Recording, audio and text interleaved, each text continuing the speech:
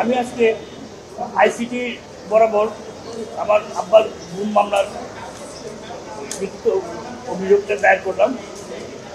অভিযোগে আপনার অভিযুক্তদের নামের প্রথমে আছেন মোফাজ্জল হোসেন মায়া সহ, জিয়াউল আহসান সহ, খান আখতারুজ্জামান সহ আরও প্রায় 11 জন। আপনারা জানতে পারবেন পত্রিকা মারফত। উনি 2010 সালের 25 জুন ইন্দিরা রোড কালিন্দি অ্যাপার্টমেন্টের সামনে থেকে তাকে নিখোঁজের পর আজ অবধি গুম অবস্থায় আছেন।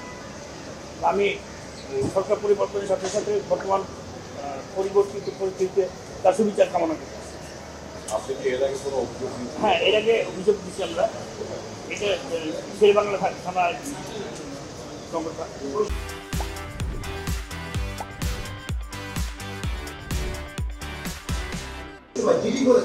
না, মামলা হয়েছে কিন্তু ওটা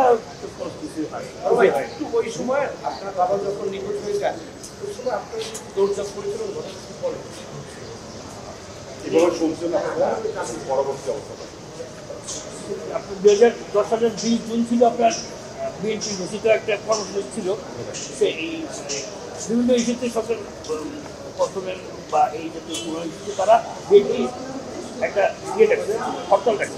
সেই হরতালের প্রেক্ষিতে আব্বা সহ বিএনপি সেদিন যে যার মতো একটু লুকায় থাকার মতো হাইডাউট অবস্থায় থাকার জন্য আমার আব্বা যেতেছিলেন ফার্ম গেটের দিকে।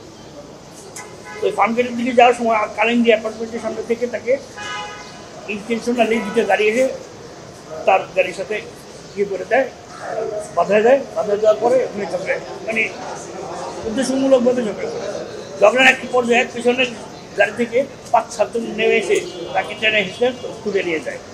সে থেকে আজ অবধি তিনি নিখোঁজ এবং গুম অবস্থায় আছেন। আমি এখন আইসিটি মন্ত্রণালয়ের আইসিটি ট্রাইব্যুনালের কাছে সুবিচার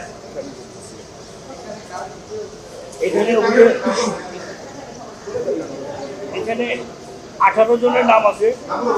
1 নম্বর মোফাজ্জল হোসেন চৌধুরী মায়া, 2 নম্বর colonel Ziaul Ahsan, major general বরখাস্ত, কমান্ডার সোহেল, কর্নেল মুজিবুর রহমান, র্যাবের অতিরিক্ত মহাপরিচালক ছিলেন তৎকালীন, রিয়াজুল ইসলাম অফিস তৎকালীন শেরেবাংলা থানা, মেজর এরশাদ র্যাব 2 উপ অধিনায়ক, খান মোহাম্মদ আখতারুজ্জামান মাটিকাটা আক্তার নামে পরিচিত, ইসমাইল হোসেন চৌধুরী সম্রাট এই ওয়ার্ডের সাবেক কমিশনার, ফরিদউদ্দিন চৌধুরী রতন, নিসারউদ্দিন আহমেদ কাজল, আফজাল হোসেন সাবেক এমপি কিশোরগঞ্জের এবং বঙ্গবাজার কমপ্লেক্সের সভাপতি, আব্দুর রহমান হুজুর, আব্দুল বাসুদ মাস্টার, শাহজাহান খান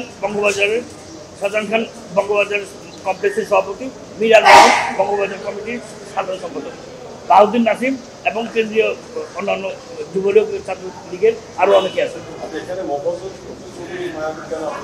মোফাজ্জল হোসেন চৌধুরী মায়া ছিলেন ওনার পলিটিক্যাল রাইভাল।